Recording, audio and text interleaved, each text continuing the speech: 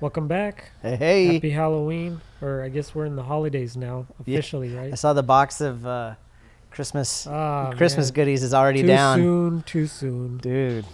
The memes. Hey, can I The say memes are rolling in. I have an idea real quick. Hold Yeah. on before we go into that about the holiday thing. Yeah? You know what's really popular right now is Halloween lights on your house. Have you seen that in your hood? I have not seen Halloween lights. So, I'm seeing a lot of it. What if you created Christmas lights that also did Halloween?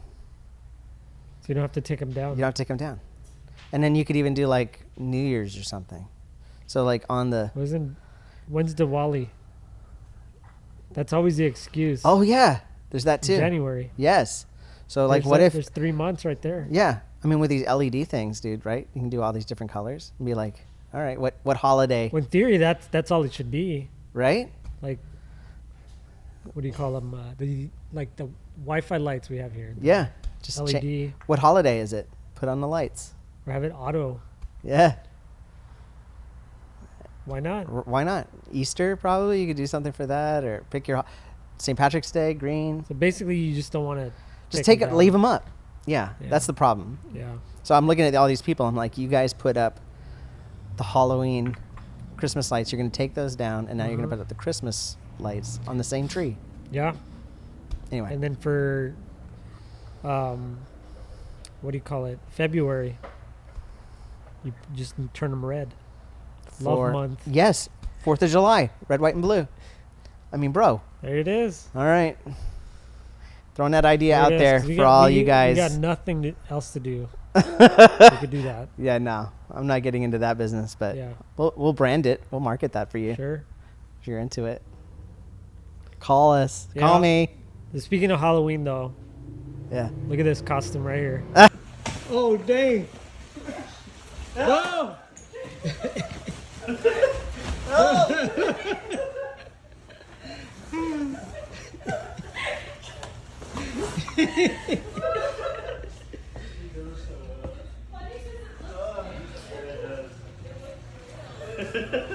They kidnapped you. What's that? They kidnapped you. They got me, man. It's funny when you grab the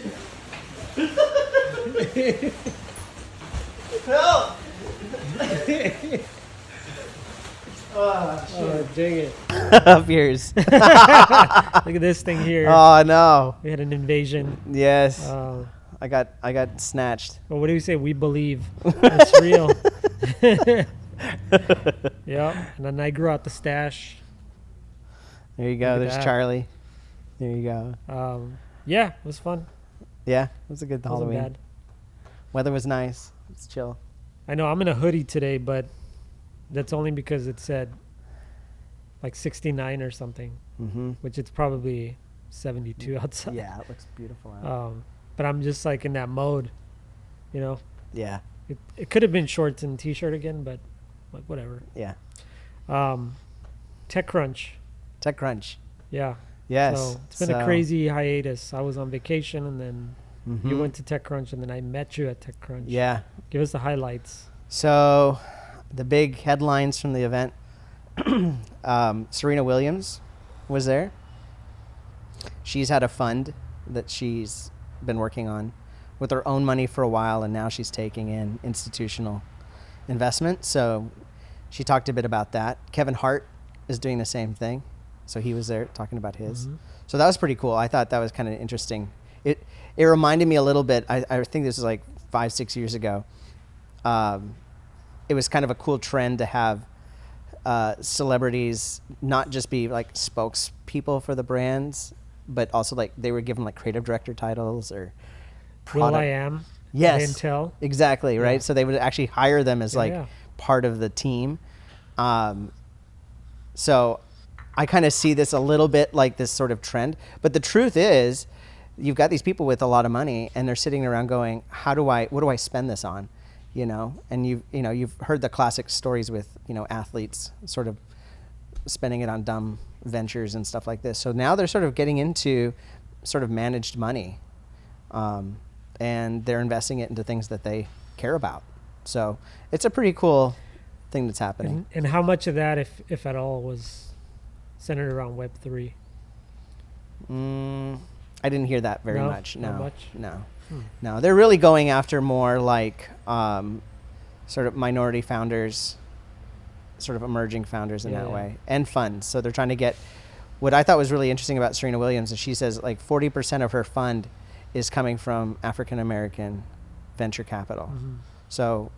So she's like, it's not just your standard people that are investing. She's sort of broadening who gets the money, but also who gets the upside. So Interesting. pretty cool. Yeah. Other than that, I also saw the founder of Rivian. He Mhm. spoke. I don't remember a dang thing he said though. It was absolutely boring. There were a couple other talks. There was actually a really cool one. Speaking of Web3, it was a talk with I think the founder of Apollo and Andreessen Horowitz, one of their general partners. And they talked about this idea of it was called the end of the app, or end of the apps, or something like that. And it was really kind of a cool thing where they're saying how they sort of predict a time when you're going to be able to code just by talking to a computer. Similar to like how this DALL-E and Midjourney is working. The idea of sort of making a request, hey, can you do this thing? And there may not be an application that does that, but it'll figure out, oh, you want me to do this with that? Yes. Or no, something more like this. And you kind of train it on how to think. So it's not like going to generate stuff for you, but it'll generate stuff for you, but you're sort of asking it a specific task. Which is interesting too, because the Battlefield is a big thing there. Mm-hmm. And they actually had one of the finalists for the startup Battlefield was this robotic arm that this guy developed, and really it wasn't the arm wasn't the really interesting part because it looked sort of standard, like just had like a pincher kind of thing. But he had created this software that would track your arm, and so you could do a task like pick something up and put it somewhere. And all you had to do is like do that once and then hit like play and the arm would just copy it. And so it was really cool because you're like, this is how we can train robotics. We don't have to go through the whole, programming and coding. It'll just follow what you do, see and say. So I thought that was really sort of insightful, which I could see that sort of being the way that we train robotics in the future. It's not difficult. So anyway, some really cool stuff. Yeah. So The expo was kind of underwhelming. yeah, before. well, yeah. I mean, I'll say this about TechCrunch. I think we both sort of had sort of a higher expectation for some of it. I've heard from some of the people there that this was a smaller event from what they've had in the past. But it just felt very basic, unfortunately. It was sort of like when you book something, it's like the basic plan, the basic model. Yeah. Like that's what they TechCrunch paid for. It was like The stock model. like the starter plan, Starter plan. beginner. Yeah. So which is sort of underwhelming a little bit. But I mean, to be honest, I haven't been to a conference in almost 2-3 years. It feels like. So maybe I was just hoping Which makes me a little bit kind of, I don't know, nervous about going to South by next year. And I know we wanted to go this year, Yeah. but this year was the first year it was back. Yeah. And so, I don't know, I get this sense that these big conferences just got wrecked Yeah. with COVID. And Yeah. so bringing them back, getting them back to that level that they were at seems like it's a lot difficult, like a lot more difficult now. Yeah. But they're happening like crazy. Like right now, I feel like there's a conference every week, There is for sure. But I'm talking about those giant ones. Like Yeah, the big ones. TechCrunch has always been massive, Yeah. right? And this did not feel like that. No. at all. What was sort of surprising to me was like you'd walk around the expo floor, like you're Yeah. saying, and like Google had like a 10x10 booth, Yeah. right? Yeah. Amazon had a 10x10 booth. I'm like, what? We did have one of our clients there though, so we had Skyflow. Yeah. Yeah. They were there. had a booth there. So we got to hang out with them a little bit, and then I got to see a talk from the founder of Rafe. Yep. So he did a great talk on Kubernetes. Kubernetes. Shout out Yeah. to K8s. K8s. So yeah, it was good. It was a good time to kind of see some people. I think the highlight though, for me and probably for you too, was getting to spend time with the VCs that we know. Yeah. 100%. Afterwards. Who didn't go to the event. So I think that's one of the big takeaways is if you really want to play it smart, and I think this is because I went saying I'm not going to go to any talks. I'm just going to frickin' meet. I think if I was going to do it again, I'd do what Ben Metcalf said and don't even buy a pass. Just be like, I'm going to be there. And stay at the cheap hotel. Yeah, next you can door. get as far as like the lobby, Yeah. you know what I mean? But that's it. Because otherwise you're going to be tempted to go to those talks, Yeah. you know? And it's really not for us. Right. I mean, and the thing is, it's like, it's downtown San Francisco. yeah. So meeting someone is like super easy. Super easy. Yeah. And if we're talking South by, like that changes even the way I think about that conference. Because in my mind, I was thinking, not only do we want passes, but we need to maybe potentially exhibit, right? Yeah. Or sponsors, somehow. Yeah. And now I'm thinking, screw that. Let's just go Yeah. Rogue it. and guerrilla style like we did in 2017, Yeah. and then throw a party or something with that money. Yeah. Yeah, Exactly. Go it's to like one of the bars. downtown Austin. Like, Yeah. you can find anyone there. Yes. We're going to have a little VIP hangout, Yeah. Come on by, free drinks. Yeah. That's the way to do So it. that changes things a little bit. Yeah. In terms of strategy, because I feel like, man, it's just this feeling I got walking the expo floor where I could just feel for those founders. Oh, you know you what I know, mean? right? With the Just little that pop-up row table. of the pop-up table. I mean, they didn't have chairs, bro, for 3 days. Oh, Those people had to we've stand. been there. Yes. We've been there. And Yes. so I know the feeling. And there's nothing worse than somebody coming up to you who's trying to sell you something. Right? Right? And what happens? Oh, they walk man. up. They're probably dressed a little nice, right? Yeah. And they're like, so tell me about what you do, blah, blah, blah. And you spend and they're like, oh, that's awesome. They sound like they love it. Yeah. And you're like, well, what do you do? Oh, I sell legal services to, and you're like, I'm bro. a design agency. Yeah. We do branding. We do branding. Oh, one of those. Oof. Yeah. Yeah. It's a So rough. It was just like, I did not want to be there. No. I didn't want to see that. No. I think our current sort of strategy is working. It's just produce cool stuff for VCs. Like help VCs de-risk, right? De-risk. Help them de-risk. Be a good partner to them, Mm-hmm. and it's more like the whale approach in a sense. Mm-hmm. So we don't have to go fishing for, onesie twosies when we can just throw out a net. And Yeah. So I feel like that strategy is going to work out for us Yeah, in the absolutely. long run. Absolutely. And there's a lot of cool founders out there. In fact, Oh, yeah. and VCs. We actually, there's one of the talks we went to, remember, with the VCs, there's that panel. That one was actually not bad. That one wasn't bad. Yeah. And it was really kind of interesting to hear their perspective on being real, right? Mhm. They said you got to be real. So it's kind of it's interesting because I think VCs sort of have this love-hate with conferences like Yeah. that because they obviously want to get out there and see what's going on and find the good deals and find the good Mhm. founders, but they just get inundated. You know what I mean? It's like you could tell. Like I think you and I were sitting there afterwards because we were just sitting there chatting after the talk, and we were watching as those three founders or VCs walked off stage. Oh, then, yeah. And it was just like mad dash Yeah. to hit these Just get guys up. swarmed. Yeah, just swarmed, and Yeah. you could see all the gestures, people explaining what their pitch. their pitch. And you're like, oh shoot, So none of those are gonna. Oh, yeah. None of them are gonna hit. Oh, No.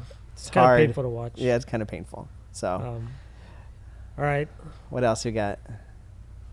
Elon buys Twitter finally. Finally, Let that sink in. let that sink in. Let that sink in, folks. He's a master, dude. Mastered it again, man. Guy doesn't care. Unbelievable. Anyways, we don't have to go into all that. There's plenty of news around and controversy around. Absolutely. What I want to talk about in these last 2-3 minutes is what would you do to improve that product? To improve Twitter? Yeah.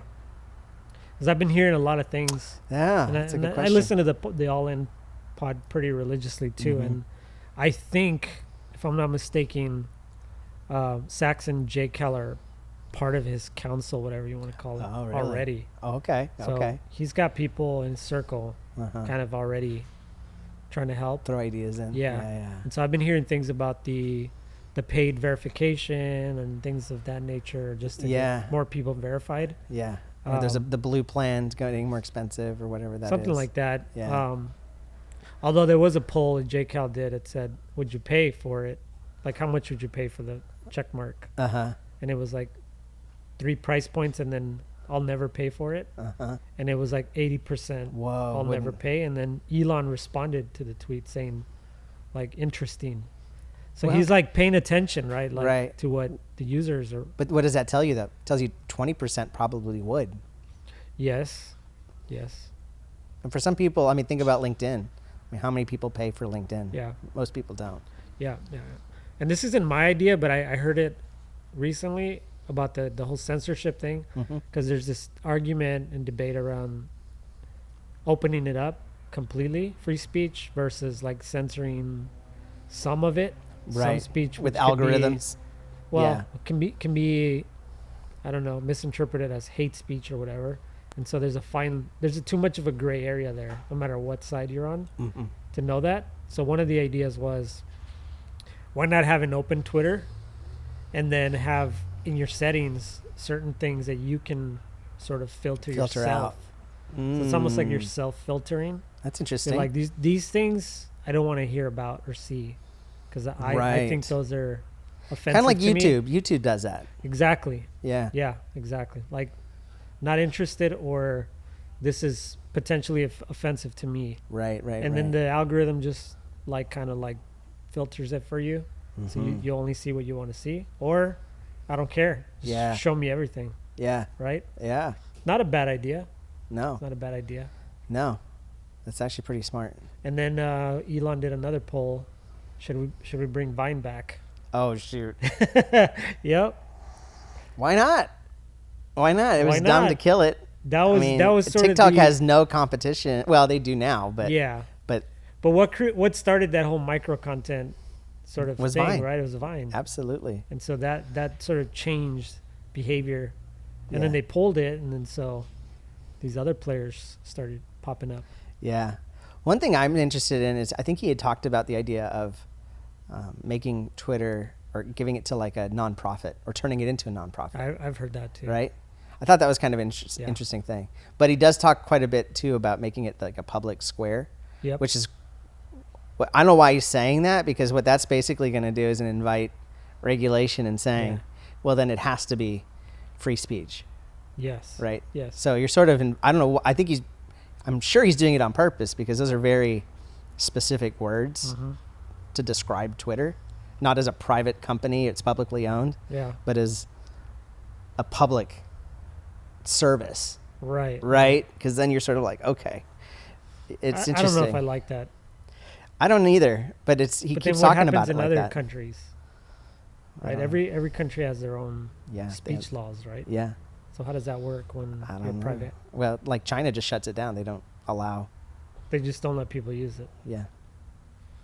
Like Interesting. block it, Yeah. but you can VPN in. Yeah. So. Payments is the other thing I've heard, Yeah. which is interesting because Jack Dorsey's got Square.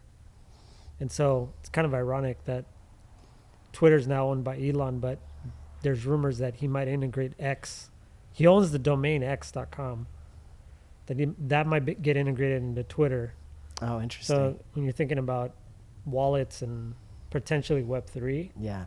in the future, like it could all be just Twitter, your Twitter account. Yeah. Kind of like China has what do they call it? It's not WhatsApp, right? It's the Yeah.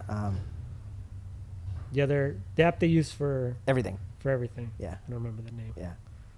Anyways, it's be interesting to see. It's gonna be an interesting ride. Yeah. Yeah. Get your blue check marks, folks. Yeah. There's no place like Twitter. Yeah. All right. All right, we're done. See you. Bye.